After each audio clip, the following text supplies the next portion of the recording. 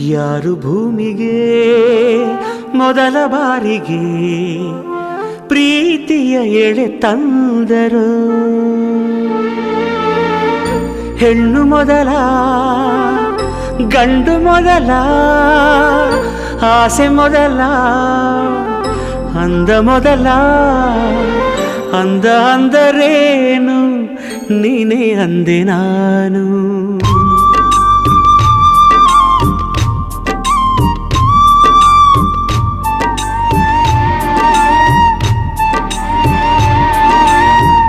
ಅಂದ ಅಂದರೇನು ನೀನೇ ಅಂದೆ ನಾನು. ಚಂದಮಾಮನನ್ನೇ ಮೆಚ್ಚಲಿಲ್ಲ ನಾನು. ಕಾಯಿಸಬೇಡ ಬಾರೇ ಬಾರೇ